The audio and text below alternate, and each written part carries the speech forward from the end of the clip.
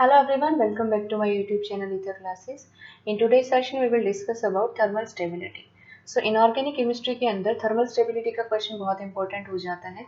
बहुत बार एग्जाम में कुछ कंपाउंड्स देके उनके थर्मल स्टेबिलिटी का ऑर्डर हमसे अरेंज कराते हैं. सो उसके लिए एक शॉर्ट ट्रिक है, उसको हम इजीली समझ सकते हैं. फर्स्ट इज कि हमें सबसे पहले आयंस पता होने चाहिए, एनायन पता होने चाहिए.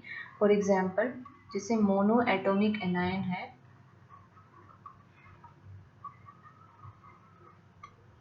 और पॉली एटोमिक एनायन.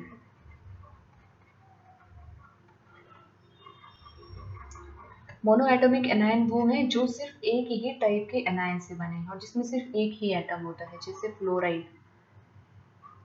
हैलाइड, कोई भी हैलाइड हो, ऑक्साइड और नाइट्राइड. पॉली एटोमिक एनायन क्या है? वो एनायन जिसमें more than one type of atom हो, जैसे carbonate CO3 2 negative, sulphate SO4 2 negative, C2O4 2 negative, OH negative, O2 negative, O2 2 negative, HCO3 negative और SO3 2 नेगेटिव. सो यहाँ पे अगर कोई भी क्वेश्चन आता है, कोई भी मेटल का कंपाउंड है मोनो एटोमिक एनायन के साथ में या पॉली एटोमिक एनायन के साथ में और उसकी हमें थर्मल स्टेबिलिटी अरेंज करनी है, तो हम कैसे अरेंज करेंगे? जब भी मोनो एटोमिक एनायन होंगे तब तो हम काउंट करेंगे लैटिस एनर्जी.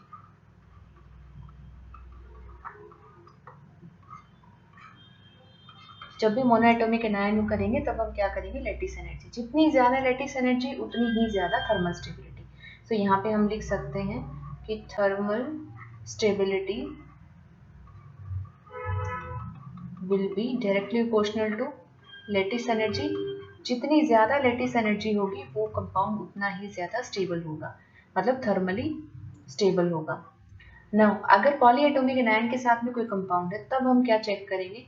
तो उसके लिए हम चेक करेंगे कोवलेंट कैरेक्टर. जितना ज्यादा कोवलेंट कैरेक्टर उतनी ही कम थर्मल स्टेबिलिटी.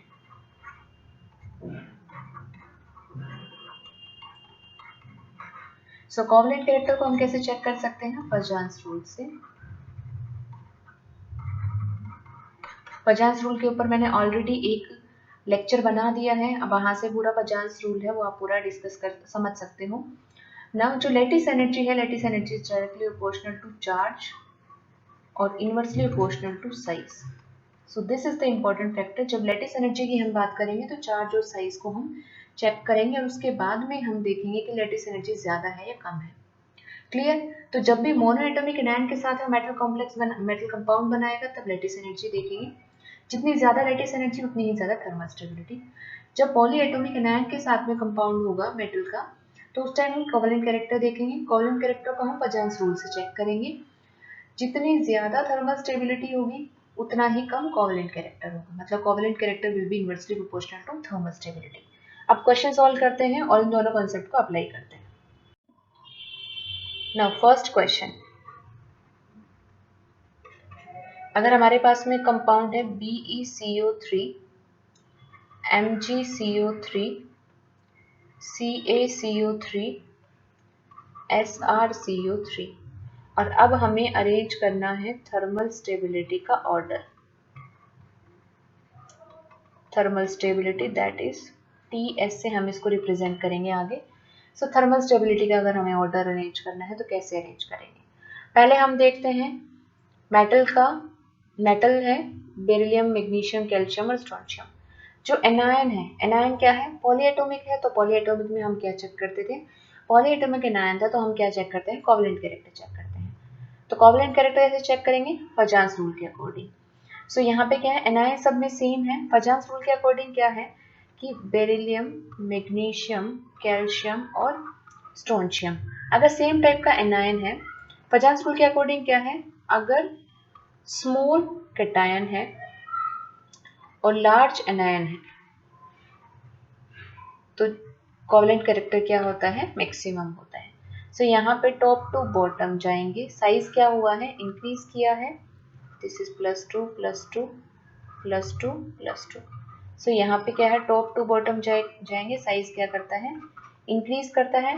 बेरिलियम का सबसे छोटा साइज है, एनायन सब में सेम है तो एनायन में हम कुछ भी नहीं करेंगे। कैटायन को देख लेते हैं, स्मॉल साइज के कैटायन में क्या होगा, ज्यादा कोवेलेंट कैरेक्टर होगा, तो बेरिलियम में कोवेलेंट कैरेक्टर ज्यादा है। सो कोवेलेंट कैरेक्टर का अगर ऑर्डर लगाएं तो किसमें सबसे ज्यादा है, बेरिलियम कार्बोनेट सबसे ज्यादा, followed by magnesium carbonate, followed by calcium carbonate, followed by strontium carbonate. So thermal stability का ऑर्डर क्या होगा, रिवर्स हो जाएगा, मतलब बेरिलियम कार्बोनेट है that will be thermally unstable and strontium carbonate है that will be thermally stable. Clear? So इस तरह से कॉन्सेप्ट यूज करेंगे. Moving to question number 2. Now question है NaF, NaCl, NaBr और NaI. अब हमें थर्मल स्टेबिलिटी का ऑर्डर लगाना है. कैसे कैलकुलेट करेंगे thermal stability?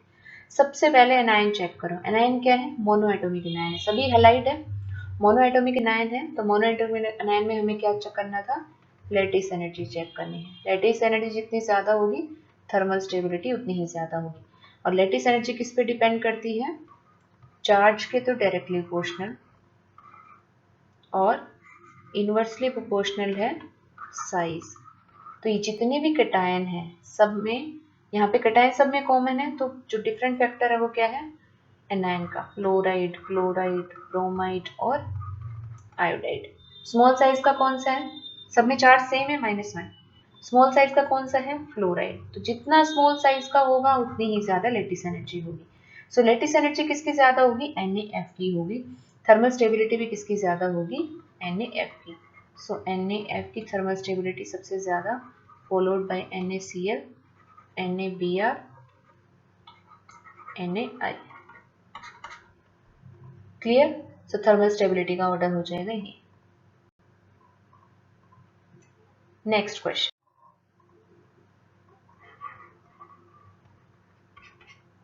Next question, lithium fluoride से हम मूव करेंगे सीजियम फ्लोराइड के ऊपर. So lithium fluoride, sodium fluoride, potassium fluoride, rubidium fluoride, caesium fluoride. यहाँ पे हमें थर्मल स्टेबिलिटी का ऑर्डर निकालना है. कैसे निकालेंगे, सबसे पहले एनायन देखो. एनायन कैसे है, मोनोएटॉमिक एनायन है, मतलब कौन सा कॉन्सेप्ट लगाएंगे हम, लैटिस एनर्जी का कॉन्सेप्ट लगाएंगे. जितनी ज्यादा लैटिस एनर्जी उतनी ज्यादा thermal stability. Now lattice energy किस पे डिपेंड करती है, चार्ज और साइज के ऊपर. सो सब पे चार्ज क्या है, सेम है, लिथियम +1, फ्लोराइड नेगेटिव, सेम ऐसे सोडियम प्लस, फ्लोराइड नेगेटिव, सब पे सेम चार्ज है. साइज को देखते हैं, साइज किसका छोटा है, lithium, sodium, potassium, rubidium, caesium में. सो अगर साइज का ऑर्डर देखें, sodium, potassium, rubidium, caesium, top to bottom जाएंगे, साइज इंक्रीज करेगा. तो मतलब लैटिस एनर्जी क्या हो गई, डिक्रीज कर गई. तो लैटिस एनर्जी सबसे ज्यादा किसकी होगी, lattice energy is inversely proportional to size. तो जितना बड़ा साइज उतनी ही कम लैटिस एनर्जी. तो सबसे ज्यादा किसकी है लैटिस एनर्जी, लिथियम फ्लोराइड की, क्योंकि लिथियम फ्लोराइड में लिथियम का साइज भी स्मॉल है, फ्लोरीन का साइज भी स्मॉल है.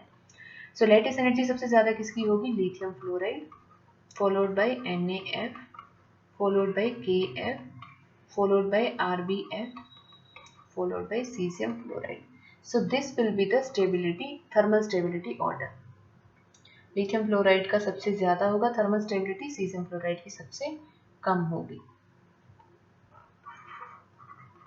Moving to next question, Li2CO3 से हम जाएंगे Na2CO3, K2CO3, Rb2CO3, Cesium2CO3. यहाँ पे हमें क्या देखना है, थर्मल स्टेबिलिटी का ऑर्डर देखना है. सबसे पहले देखो एनायन कौन सा है, पॉलीएटॉमिक एनायन है. सो पॉलीएटॉमिक एनायन है मतलब हम क्या कॉन्सेप्ट लगाएंगे, लैटिस एनर्जी का. पॉलीएटॉमिक के लिए क्या लगता है, कोवलेंट कैरेक्टर का. सो कोवलेंट कैरेक्टर किस पे डिपेंड करता है, कोवलेंट कैरेक्टर स्मॉल साइज का कैटायन होना चाहिए और लार्ज साइज का एनायन होना चाहिए। एनायन सब में कॉमन है, तो स्मॉल साइज का कैटायन कौन सा है? लिथियम। सो जितना ज्यादा स्मॉल साइज का कैटायन होगा, लिथियम का साइज क्या है? सबसे ज्यादा है। सो हम यहाँ पे क्या करेंगे, लिथियम का साइज क्या है? सबसे, मतलब जब कोवलेंट कैरेक्टर देखते हैं तो क्या देखते हैं? साइज देखेंगे। साइज, लिथियम का साइज क्या है? Small. So this is small size. जितना स्मॉल साइज का होगा कोवलेंट कैरेक्टर उतना ही ज्यादा होगा। सो कोवलेंट कैरेक्टर का ऑर्डर क्या हो गया? लिथियम 2 CO3 सबसे ज्यादा, Na2 CO3, K2 CO3, Rb2 CO3, Cesium 2 CO3। Clear? Covalent character का ऑर्डर हो गया। थर्मल स्टेबिलिटी का ऑर्डर क्या होता है? Reverse of covalent character. So thermal stability का ऑर्डर क्या हो गया? Lithium 2 CO3 will be thermally unstable.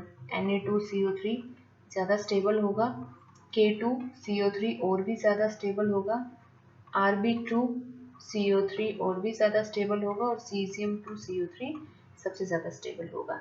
इसी वजह से हम एक रिएक्शन पढ़ते हैं, आपने देखी होगी, लिथियम कार्बोनेट को जब थोड़ा सा भी हीट करते हैं सो वहां से रिलीज होता है lithium oxide plus CO2। Lithium carbonate है वो बहुत जल्दी डिकम्पोज करता है। उसका रीजन क्या है? कि इसकी थर्मल स्टेबिलिटी बहुत कम है, इसीलिए क्या करता है? जल्दी डिसोशिएट करके लिथियम ऑक्साइड और CO2 गैस रिलीज करता है। ना कुछ इंपॉर्टेंट पॉइंट्स हैं, जैसे कि फर्स्ट इंपॉर्टेंट पॉइंट क्या है? लिथियम फ्लोराइड और कैल्शियम क्लोराइड, इन दोनों में अगर देखें थर्मल स्टेबिलिटी,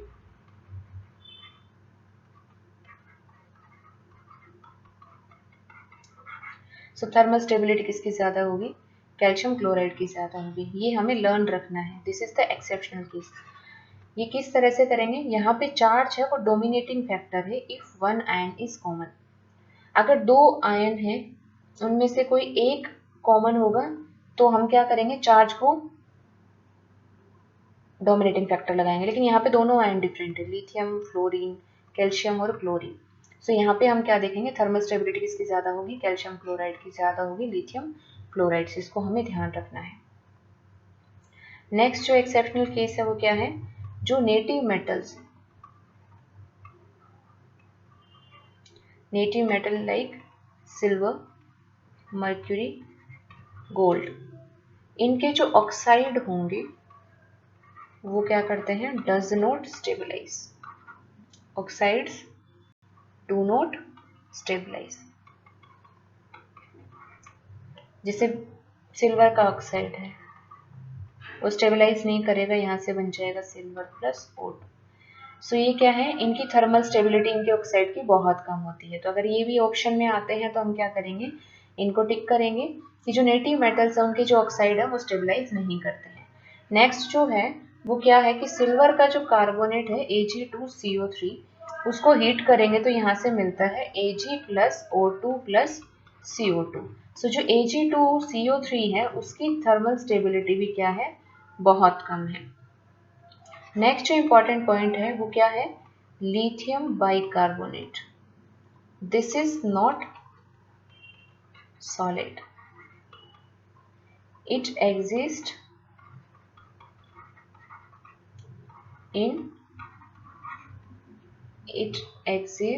इन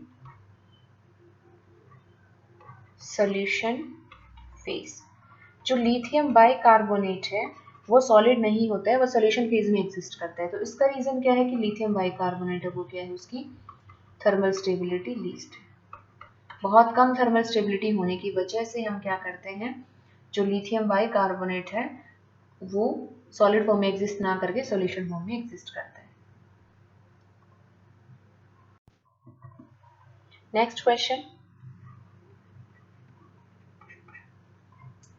लिथियम हाइड्रोक्साइड, सीजियम हाइड्रोक्साइड में थर्मल स्टेबिलिटी का ऑर्डर लगाना है। उससे नेक्स्ट क्वेश्चन, Li2O2 और Na2O2 में थर्मल स्टेबिलिटी का ऑर्डर लगाना है। उससे नेक्स्ट क्वेश्चन, LiO2 NaO2 में थर्मल स्टेबिलिटी का ऑर्डर लगाना है। उससे नेक्स्ट Li3n, Na3n और K3n, इसमें थर्मल स्टेबिलिटी का ऑर्डर लगाना है। और last question, magnesium fluoride, magnesium oxide और मैग्नीशियम नाइट्राइड के अंदर थर्मल स्टेबिलिटी का ऑर्डर लगाना है। सो इसको कैसे सॉल्व करेंगे? सबसे पहले हम देखते हैं लिथियम हाइड्रोक्साइड और सीजियम हाइड्रोक्साइड को। यहाँ पे क्या है? पॉलीएटॉमिक एनायन है। पॉलीएटॉमिक एनायन है मतलब कोवलेंट कैरेक्टर का ऑर्डर, तो कोवलेंट कैरेक्टर चेक करेंगे। दोनों में एनायन कॉमन है। कोवलेंट कैरेक्टर किस पे डिपेंड करता है? साइज ऑफ कैटायन जितना स्मॉल होगा कोवलेंट कैरेक्टर उतना ही ज्यादा होगा। सो कोवलेंट कैरेक्टर किसका ज्यादा होगा? लिथियम का। और थर्मल स्टेबिलिटी क्या है? कोवलेंट कैरेक्टर की रिवर्स है। तो इसी वजह से क्या करेंगे हम, सीजियम ऑक्साइड हाइड्रोक्साइड की थर्मल स्टेबिलिटी ज्यादा होगी। यहाँ पे मैं लिख देती हूँ, covalent character is inversely proportional to thermal stability. So this is the order for thermal stability. Moving to next question, ये भी सेम है। पॉलीएटॉमिक एनायन है O2 2 नेगेटिव, और हमने क्या देखा है कि पॉलीएटॉमिक एनायन होगा तो कोवलेंट कैरेक्टर का रूल लगेगा। So covalent character is inversely proportional to thermal stability. Covalent character किसका ज्यादा होगा? लिथियम का, क्योंकि लिथियम क्या है? स्मॉल साइज कैटायन है, इसका कोवलेंट कैरेक्टर ज्यादा होगा, सो इसकी थर्मल स्टेबिलिटी कम होगी। सो थर्मल स्टेबिलिटी का ऑर्डर हो गया ये। Moving to next question, LiO2 NaO2।